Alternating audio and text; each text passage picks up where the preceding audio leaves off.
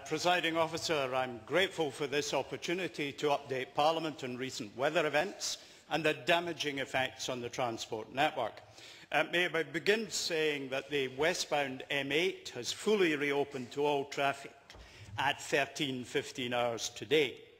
The combination of events, the return of many adults and children to work or school after a period of school closures and disruption from previous snow, combined with more and heavier snow falling over a longer time than expected, contributed to a very sudden deterioration in road quality and public transport services in central Scotland on Monday. The key question is whether our response could or should have been better in these very unusual circumstances. The fact of the matter is that when the transport system grinds to a halt and people are forced to spend the night in their cars, then something has clearly gone wrong. I regret this and apologise for the failure to communicate the situation effectively to the many people affected on Monday when the extent of the problem became apparent. Of course, I am sorry that anyone should have to experience the gridlocking inconvenience of recent days, and in terms of the aspects of the problems that can be resolved by government, I accept that responsibility rests with me. And we must be clear what these issues are. I want also to be very clear on one matter. No doubt parts of the system didn't work, but that doesn't mean that thousands of men and women, local government workers, gritters, emergency services and many volunteers didn't do the best they possibly could in the circumstances. To those who have worked the extra hour, who have helped their neighbour, who have pushed cars and brought aid and assistance, thank you. That said, we are looking at exceptional circumstances. I think there are two big issues here: fixing the immediate problem and considering how we can adjust as a society if this weather is to become more common. For the benefit of this chamber and people beyond, let me try and describe events which led to this situation. I should add that I am more than open to the idea of a wider review of what happened, and I am attending the Transport, Infrastructure and Climate Change Committee next week, where I expect these matters to be discussed. On Monday morning, we faced a perfect storm. A highly unusual weather system came in, and this hit our transport system exceptionally hard. Scottish Resilience have been managing snow volumes over the last fortnight at significantly higher levels in the Central Belt than seen in many years. The Cabinet Subcommittee on Scottish Government Resilience has been in operation since the 24th of November.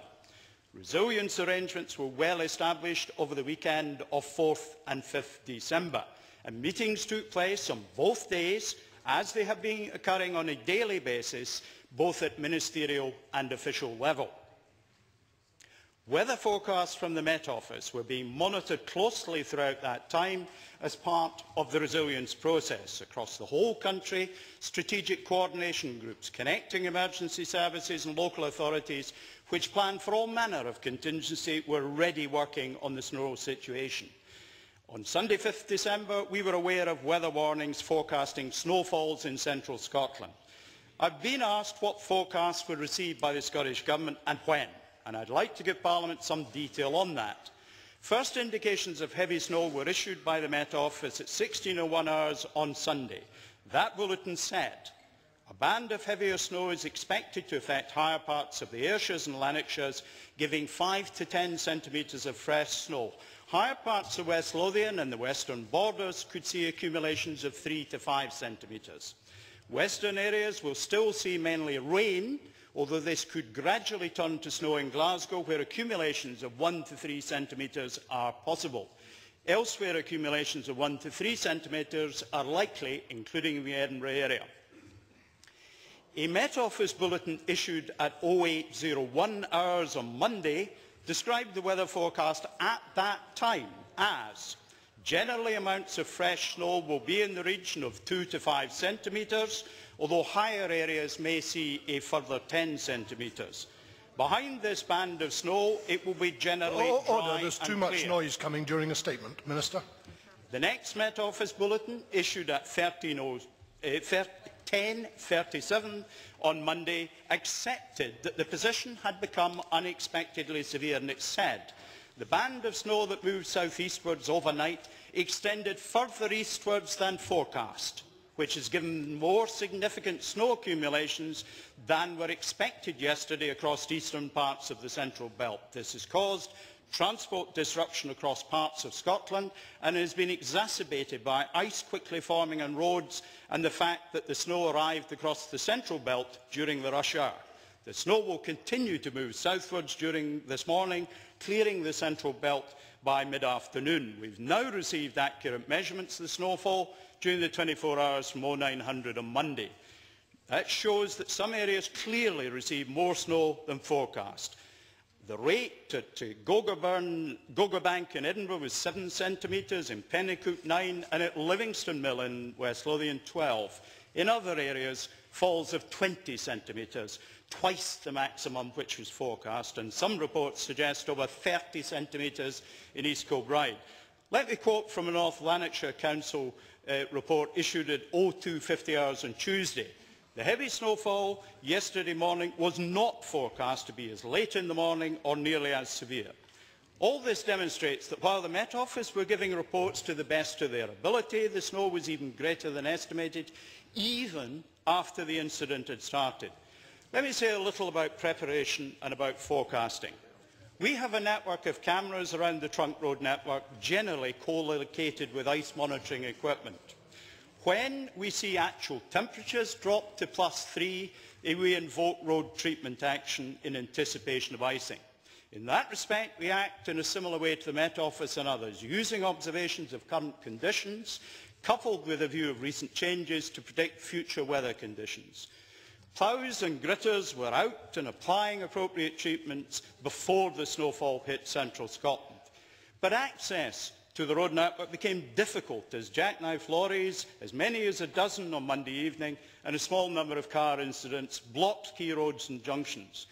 Transport Scotland had 327 staff using 63 vehicles in central Scotland alone, working round the clock, and throughout Monday night and Tuesday, over 1,000 additional police and the Red Cross were active. And I want to pay particular tribute to the work of the police officers throughout Strathclyde, Central Scotland, Lothian and Borders. We hired in extra vehicles to recover lorries, but in many cases clearance was followed too quickly by further incidents. It became increasingly difficult to reach such lorries. For the M8 westbound, the absence of moving traffic and the temperatures below the level at which salt works allowed significant build-up of ice despite appropriate treatment and led to the closure of many roads. The M8, of course, fully opened, as I said earlier. This morning, Transport Scotland, the contractors, have given special treatment to the M8, double levels of salt, gritters and snowploughs operating together. Problems on our railways too. Network Rail has special squads looking after the most critical junctions. Heating blankets, supplementing points heaters, largely effective. But diversion routes and sidings are not available. This means that any train failure has greater than usual impact. Therefore, Network Rail have restricted network capacity. Our most modern diesel rolling stock, the Class 170s, is designed for operation down to -17. In fact, they did a bit better than that, but were frequently defeated by ice up to 3 tonnes per carriage. Yesterday, we saw 80% of scheduled bus services, 55% of normal train services operating. Today, with the exception of Campbelltown and Wick, which will open shortly, our airports are open. Overnight, we've had vehicles working continuously to keep the road network working. Police report that temperatures dropped to -17 in places, and the Met Office said that would continue to fall till 9. The Army have been helping, and we thank them, assisting the Scottish Ambulance Service with 10 4x4s and 50 soldiers. Presiding Officer, a slight alleviation of the worst of the cold conditions is forecast for the next few days, and I'm determined that we should make the best use we can of this window of opportunity to bring services back to normal. Today in schools, 2/3 are open, a better performance than for 10 days. Presiding Officer, I am the Transport Minister and I am responsible. What happened on Monday has been extremely difficult and challenging. It should not have happened, and I've apologised for the failure to communicate the position better and earlier. However, the steps to prevent it, the actions to negate it, are hugely complex. The areas which I want to review are long-term strategic issues. Public communication issues should be improved. What went wrong with links between Met Office forecasts and information flows? Do we need to invest more in heavy-duty winter equipment? Although we have deployed help and assistance quickly, should we have increased additional resources even more speedily? My focus, Presiding Officer, now is to make this work. My focus is to put in place a system that is robust. If the weather is going to be more severe more often, the fact is we need a step change. That applies to everyone in government, every business and to every household.